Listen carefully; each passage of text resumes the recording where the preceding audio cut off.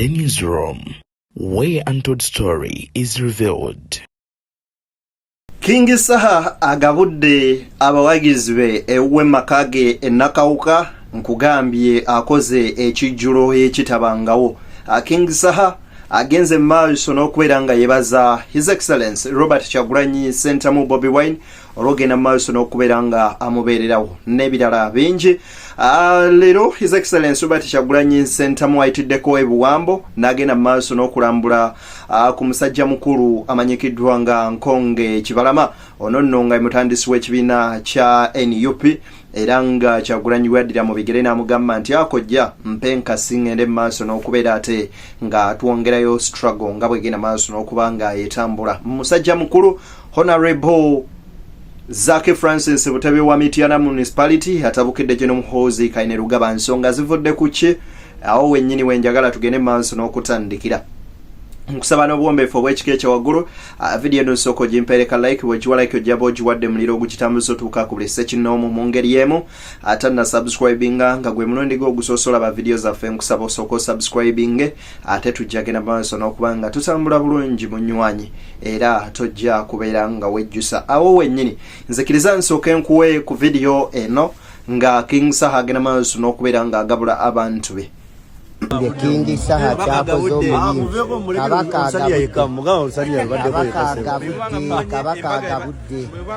kabaka agabudde nakawuka ndowooza ekiri enakawuka kyekyo ekiri enakawuka kitabuse butabusi yes kitabuse butabusi nakawuka system yoyo kabaka king n'abaana bonna abagabula n'abaana abagabula oyo kabaka king ekiri enakawuka kitokota butokosi yes abali wano okumbi bo tugenda kulya nabessala kinkoze bubi muli batono emmere twafumbye ennyingi buli omwaka oba essimu emwemu kingi abantu bachajja bali mu kkubo tusaze ebisolo byonna era muvule obuveera munagitwala ennyama nabagambye kira mukwasi wa kamera kira mawulire Ebuvanjuba nebugwanjuba ewaka wasigalawo ewasinga. Beyond the Newsroom gwe mukutu ogukuleetera ekyo ekisinga katiranga naffe ng'oyita ku noti 771 4453 68 ne noti 744 26 41 na bino bikulu tetulanga bafere tetulanga basawo ba kinnansi n'abagwa mu koowa eryo mwebale kutuwagira. Thank you. nakoze public announcement sakoze selective invitations nagambye eggulire lino okusobola okunyikitira abantu bange bonna buli munnamawulire ntegereza munnamawulire nti ekyo kyemisana togula buli alina kulo etuuka enakawuka kyekyo kuba tulina ne bannamawulire baffe ngaoluusi ali ku tv ng'ejjinja tajja kujja ojja kusanga akola ku radio e Masaka tajja kujja ojja kusanga akola ku radio Embalala tajja kujja naye ffe abali arawundi tukiikirire abali ewala era njagala buli omu waba begakipirawo amanye nti akiikiridde bangi nnyo kiriisero. Omuyimbi King Saha avuddeyo n'agenda maaso n'okubeera nga akowoola bannayuganda bonna ne bannamawulire nti olunaku lw'enkya babukeeze enkokola ewuwe ekijjulo kikyagenda mu maaso n'okubeera nga kiyinda. Ono nno ng'abeebaza olw'omulimu ogw'ettendo bannamawulire gwe baakola ogw'okuyita abantu okujja mu kivulu kye kw'oteeka ne bannayuganda ogenda mu maaso n'okubeera nga mwattu te bamussamu obwesige ne bajja mu bungi ku cricket oval mu kivulu kye obutamuswaza. N'agamba yonna gy'ayitidde okuviira ddala ku cricket oval Luweero genda Masaka yonna abantu bajja era ayasiimye nnyo nnyini ddala mu ngeri bw'eti King Saha bw'akoze. Owulira otya okubanga Bobi Wine His Excellency yaliwo ku shooyo n'atuula wali ng'omuyimbi ng'akuli wali mu maaso bwayi mukamu bwanyenyamukaawo. Kyali kya kitiibwa nnyo His Excellency Kyagulanyi okwerekereza ebingi byonna nga omanyi nti ali dedicated ku mirimu mingi n'attawo akadde n'ajja nasanyukira wamu naffe ku show yaffe so sikitakinga for granted era mwebaza nnyo nnyo ow'ekitiibwa Kyagulanyi okujja ku show yange n'abeerawo n'abeera mu bagenyi abakulu abaaliwo awavudde n'omukulu munnaye Lilipazo n'avaayo n'agamba mulimu abaana n'ebyana ffe tebaatupostinga mu show zaffe tabeera nawo mbukuyo gwe yaliwo omusonga weevaawo eyo gamba mbu ye balondamu abaana n'ebyana mbu kati gw'oli mwana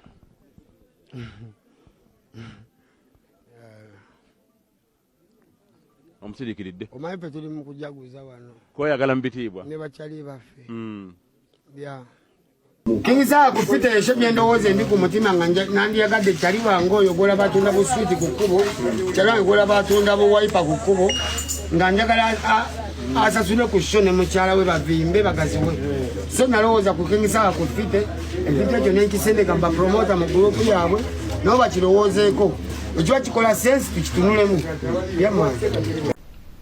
awo wennyini wasinziridde n'agenda maaso n'okuwola bannayuganda ogenda maaso n'okuba nga bajja benje mu kivulu kya musajja mukulu wamanyikiddwa nga APAS ekiri olunaku olw'enkya wali ku Serena Hotel mu kibuga Kampala.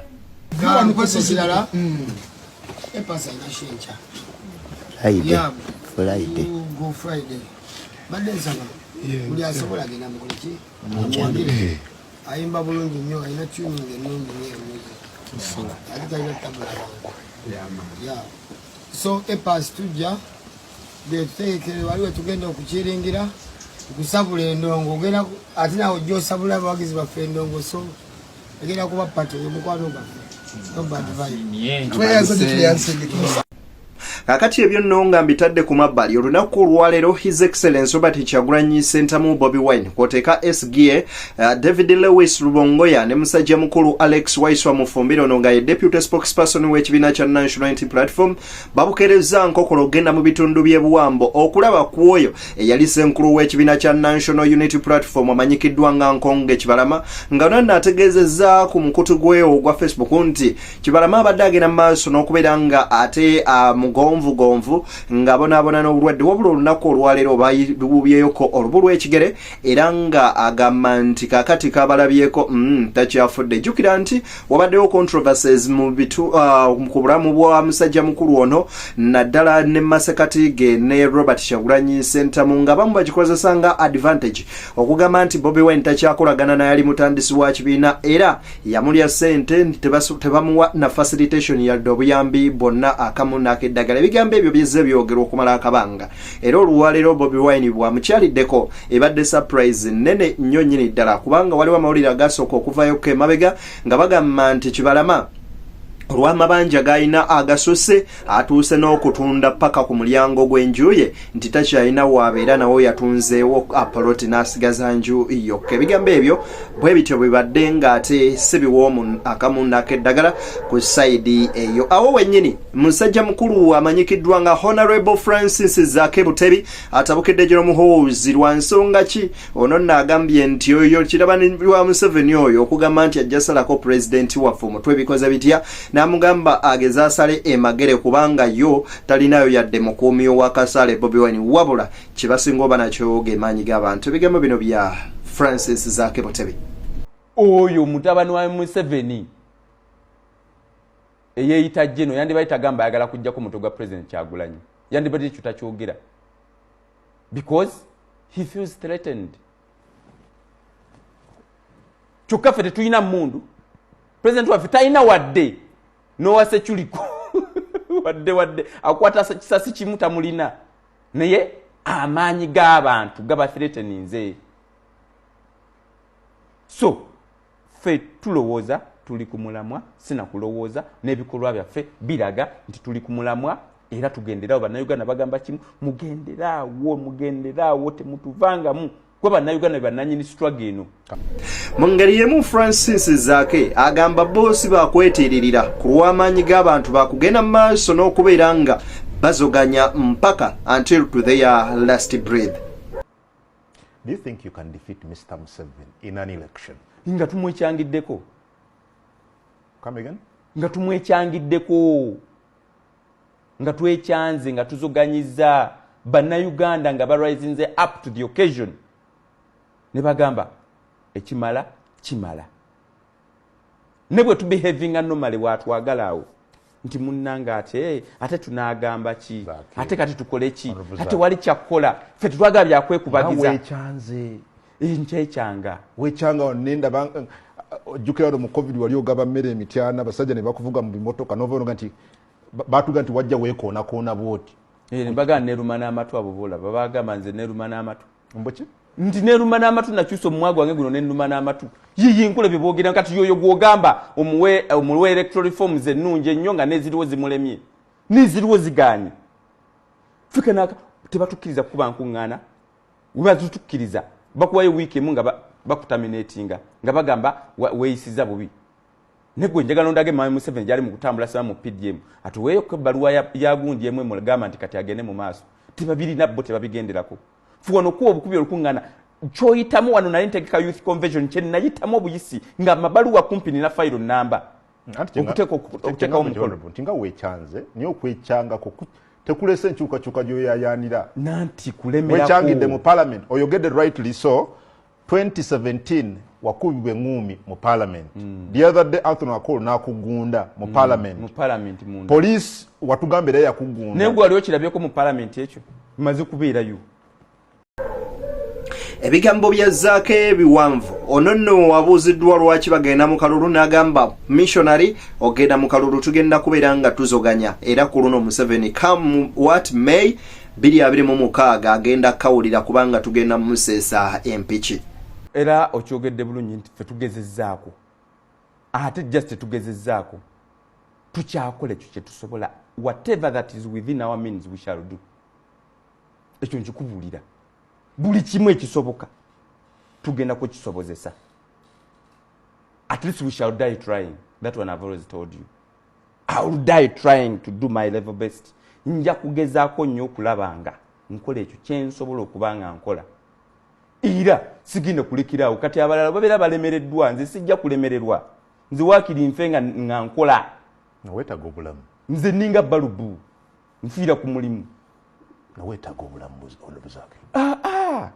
obulamu life is what you make it gwangambye nti mu Arua you survived I'm a survivor and I will keep surviving and I will send Uganda mwe abatitizi mugenda kusooka mufenze mundekewo gomanyi bameka abafudde why would you go in an election honorable that you're very sure that you will not win tugendayo kuzoganya kuzoganya mu kalulu kuki kuzoganya we are protesting in the polls of 2026 and we are beginning this year no ulene ku ntebe nnene tumanyi mu struggle president waffe yatukulembera Kyagulanyi Ssentamu nitugamba nawe oba olowooza ng'olowooza ogyewulira jangu gyeyo epapula olabe kumanyi abagezezaako mubasenza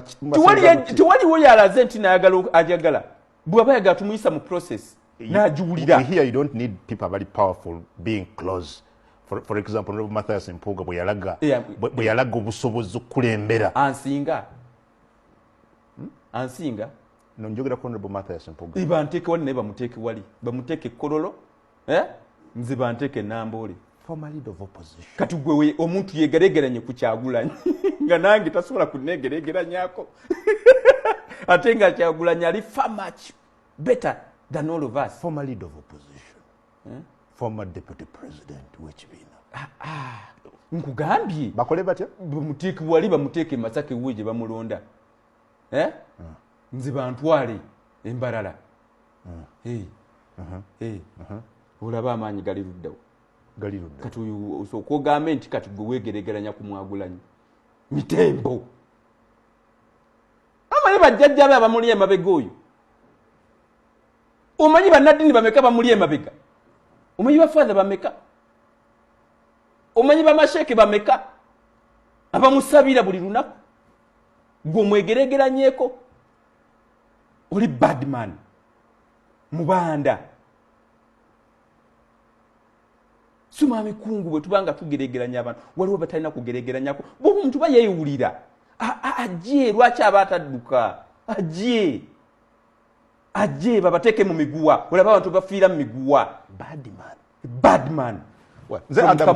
BTN Media Beyond the Newsroom nzedde niyo okutuusako ensonga nkusaba n'obuwombeefu obw'ekika ekyawaggulu ayagala olanga naffe simu zaffe weziryawo wansi ojjagera maazi n'okuba nga otufuna munzikirize mbateere wano banywanyi tusinkane mu mboozi endala mpitirivu az'ekyagera maaso n'okubeera nga nkolako ate n'okuba nga nkuleetera ku mukutu guno.